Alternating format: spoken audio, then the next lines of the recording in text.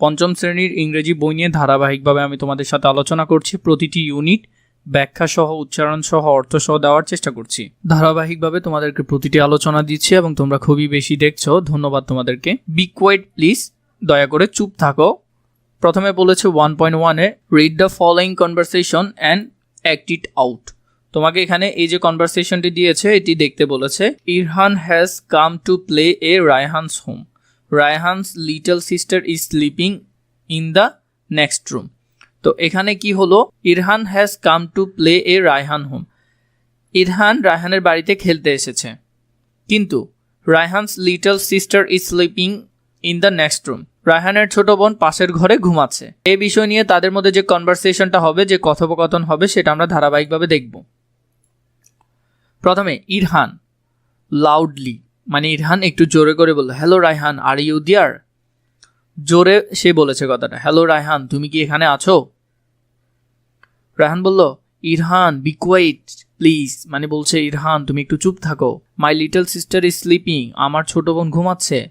ইরহান বলল, oh sorry, I did not mean to be loud, let's play carrom. আমি জোরে বলতে চাইনি, চলো ক্যারাম খেলি। রায়ান বলল, okay, but speak is low voice, কিন্তু আস্তে কথা বলো। ডোন্ট বি নয়েস, শব্দ করো না। তো এখন ইরহান বলল, got it, give me a glass of water please, I am trustee.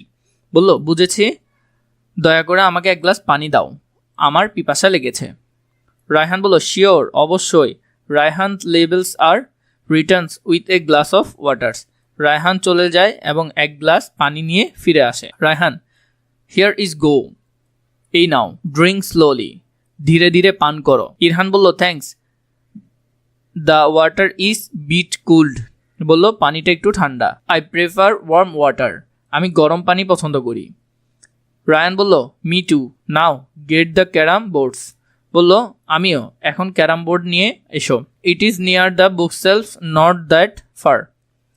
এটা বুক সেলফের কাছে, খুব দূরে নয়। এরপরে আমরা যদি দেখি এখানে ইরহান বলল, I can not see it, it is dark here. এখানে বলল, আমি এটা দেখতে পাচ্ছি না, এখানে অন্ধকার, মানে ও যেখানে ক্যারামটা রাখা ছিল বা ক্যারাম বোর্ডটা রাখা ছিল সেখানে অন্ধকার। রায়ান বলল, oh I see, let me turn the light on. Oh বুঝেছি, আমি লাইটটা জ্বালাচ্ছি। ইরহান বলল, found it, oh no, the board looks dirty. বলল, ওহ না, বোর্ডটা নোংরা দেখাচ্ছে। রায়ান বলল, লেটস ক্লিন ইট, চলো এটা পরিষ্কার করি। ইরহান বলল, done, let's play, you go first. বলল, হয়ে গেছে, চলো খেলি, তুমি আগে শুরু করো। রায়ান বলল, thanks, but remember, don't talk loudly. ধন্যবাদ, কিন্তু মনে রেখো জোরে কথা বলবে না। ইরহান বলল, ওকে, আই উইল বি কোয়েট, ঠিক আছে, আমি চুপ থাকবো। তো এখানের মধ্যে তোমরা এতটুকু পর্যন্ত এটা আশা করি বুঝেছো কিভাবে পড়তে হবে, সেটা আমি অর্থ উচ্চারণ দুইটাই তোমাদেরকে সেখানে দিয়েছি। 2.1-এ each of the words is the following table, has it opposite words, মানে এখানে বিপরীত শব্দ লিখতে বলেছে, এই যে শব্দগুলো আছে।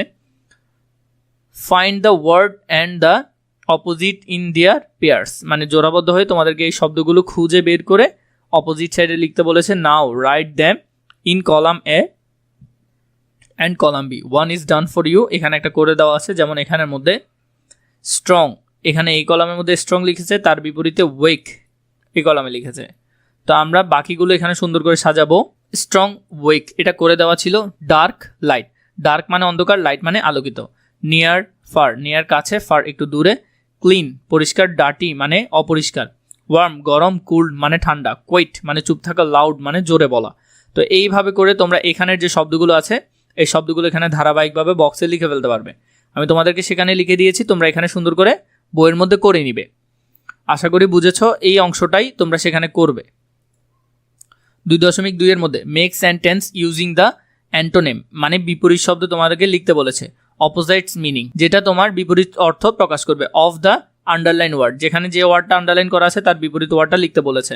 The first one is done for you, প্রথমটা তোমার জন্য করে দেওয়া আছে। দিস ওয়াটার ইজ কুল্ড, এই পানি খুবই ঠান্ডা। দিস ওয়াটার ইজ ওয়ার্ম, এই পানিটা একটু উষ্ণ।